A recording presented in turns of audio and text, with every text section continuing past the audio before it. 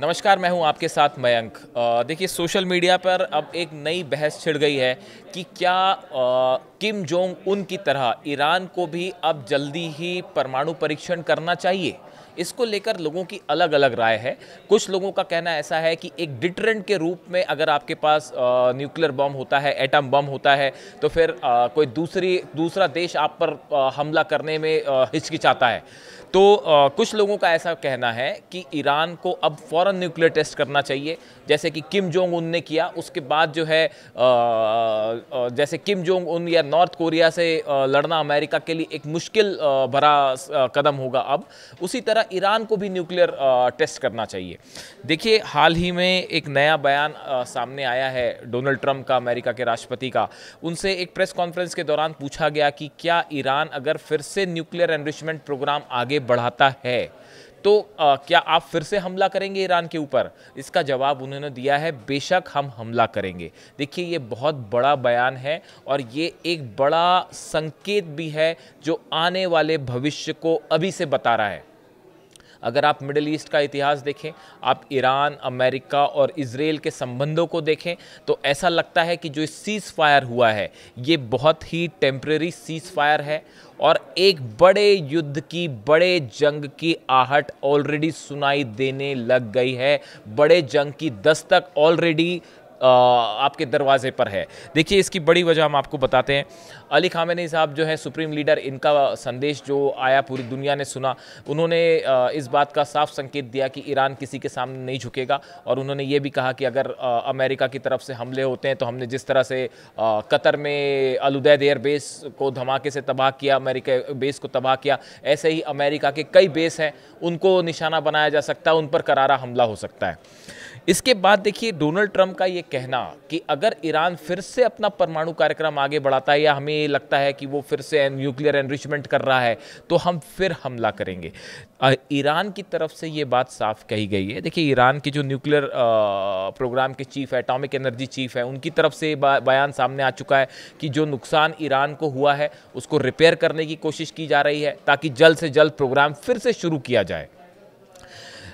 Nuclear जो enriched uranium है 400 kilo से ज़्यादा, वो कहाँ है इसके बारे में किसी को कुछ नहीं पता। ना अमेरिका को कोई जानकारी है फिलहाल, ना इजराइल को कोई जानकारी है।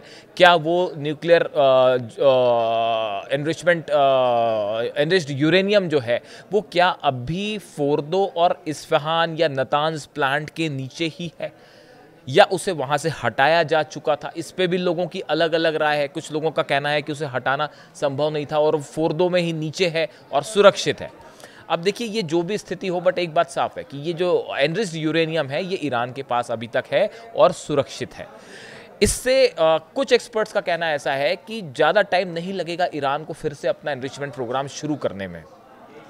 अगर सेंट्रीफ्यूजेस जो है फोर्दो के, अगर वो ख़त्म नहीं हुए हैं, इस्फहान के ख़त्म नहीं हुए हैं, सेंट्रीफ्यूजेस वो पोर्शन होता है जो एनरिचमेंट का की कंपोनेंट होता है, अगर वो ख़त्म नहीं हुआ है तो ऐसी हालत में बहुत ज़्यादा वक्त नहीं लगेगा फिर से ईरान को अपने परमाणु कार्यक्रम को आगे बढ़ाने में। उसके बाद अब अमेरिका का ये कहना कि अगर हमें ये खुफिया जानकारी मिलती है कि ईरान फिर से उस दिशा में आगे बढ़ रहा है तो हम हमला कर सकते हैं। दूसरी तरफ ईरान की तरफ से अब्बास अराक्ची साहब जो उनके विदेश मंत्री हैं ईरान के, उनकी तरफ से साफ कहा गया है कि अगर अमेरिका किसी भी तरह के न्यूक्लियर टॉक चाहता है तो सबसे पहले उसे सम्मानजनक तरीके से बात करनी होगी। अली खामेनी सुप्रीम लीडर हैं, अली खामेनी साहब सुप्रीम लीडर हैं ईरान के। इनके बारे में आप जब भी कोई बात करें तो पूरे सम्मान के साथ बात करें, ईरान के साथ पूरे सम्मान से बात करें। उसके बाद ही जो है, और दूसरी चीज़ बार बार ईरान ने बात दोहराई है कि जो न्यूक्लियर एनरिचमेंट का अधिकार है वो ईरान कतई नहीं छोड़ेगा। कि ईरान की तरफ से बात साफ कही जा चुकी है कि ईरान किसी भी कीमत में न्यूक्लियर एनरिचमेंट का अधिकार नहीं छोड़ेगा। इन हालात में अब क्या ईरान अगर आगे बढ़ता है उस दिशा में तो उसको लेके क्या प्रतिक्रिया होगी इजराइल की और क्या प्रतिक्रिया होगी अमेरिका की, ये बड़ी गौर करने वाली बात है। और इस लिहाज से देखिए, दो बातें सामने आ रही हैं। नॉर्थ कोरिया को लेकर भी डोनाल्ड ट्रंप का बयान सामने आया जिसमें उन्होंने कहा है कि नॉर्थ कोरिया के साथ हम कोशिश करेंगे बात करने की, हम कोशिश करेंगे कि उनके साथ परमाणु मामला जो है वो हल हो पाए। यानी अब अगली बात जो है वो किम जोंग उन से शुरू होने वाली है। अब देखिए, ये कहा जाता है कि किम जोंग उन जो है उन्होंने दो पॉलिसी पे आगे वो काम कर सकते हैं। एक तो उन्होंने ऑलरेडी परमाणु परीक्षण कर लिया, 6 बार कर लिया। ट्रंप ने उनसे 3 बार मुलाकात की थी अपने पिछले टर्म में, और बताया जाता है कि पेपर्स भी इधर उधर आदान प्रदान हुए। लेकिन जब अमेरिका ने किम जोंग उन से कहा कि भाई आप अपना परमाणु बम छोड़ दीजिए, परमाणु कार्यक्रम रोक दीजिए, तो बात रुक गई और किम ने मना कर दिया इससे। अब सवाल ये है कि देखिए, 2 तरीके होते हैं। एक, नॉर्थ कोरिया का कहना ऐसा है कि अगर आप न्यूक्लियर बॉम्ब बना लेते हैं, न्यूक्लियर परीक्षण कर लेते हैं, न्यूक्लियर केपेबल बन जाते हैं, जो कि ट्रंप पे स्वीकार कर चुके हैं कि नॉर्थ कोरिया है, ऑलरेडी परमाणु शक्ति है, तो फिर नॉर्थ कोरिया की फिलॉसफी ये है कि साहब उसके बाद एक डिटरेंट की तरह काम करता है। कोई दुश्मन देश आपको आसानी से निशाना नहीं बना सकता और सत्ता परिवर्तन की कोशिश नहीं कर सकता। और दूसरा तरीका ये है कि किम जोंग उन जो चाहें, हो सकता है आगे कि अमेरिका से किसी तरह की बातचीत शुरू हो, लेकिन वहाँ भी स्थिति बिल्कुल वैसे ही है जैसे ईरान वाली है। और किम जोंग उन इस बात को लेकर बिल्कुल साफ है कि नॉर्थ कोरिया अपना परमाणु कार्यक्रम कतई नहीं रोकेगा। इसीलिए कुछ एक्सपर्ट्स इस तरह से बात कर रहे हैं कि क्या वक्त आ चुका है कि ईरान को भी अब जो है वो परमाणु परीक्षण करना चाहिए, और क्या परमाणु परीक्षण करने के बाद वो एक डिटरेंट साबित होगा, जिसके बाद जो है अमेरिका या इजराइल उसे वैसे निशाना नहीं बना पाएगा जैसे इस बार बनाने की कोशिश हुई। ईरान की तरफ से साफ है कि हम अपना परमाणु कार्यक्रम आगे जारी रखेंगे। इन हालात में सोशल मीडिया पे 2 तरह की राय हैं। एक, ईरान जो कह रहे हैं कि परमाणु परीक्षण करे, कुछ का कहना है कि अमेरिका के साथ बात करनी चाहिए। वो आगे पता चलेगा कुछ दिनों में कि ईरान किस दिशा में आगे बढ़ता है।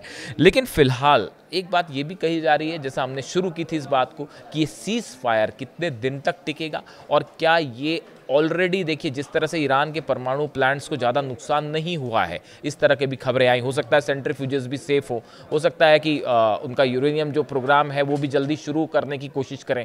ऐसे में क्या एक बड़ी जंग फिर हो सकती है, और क्या ईरान और इजराइल दोनों इसकी तैयारी में जुट चुके हैं? ये कई सवाल हैं जिनके जवाब आने वाले दिनों में मिल सकते हैं।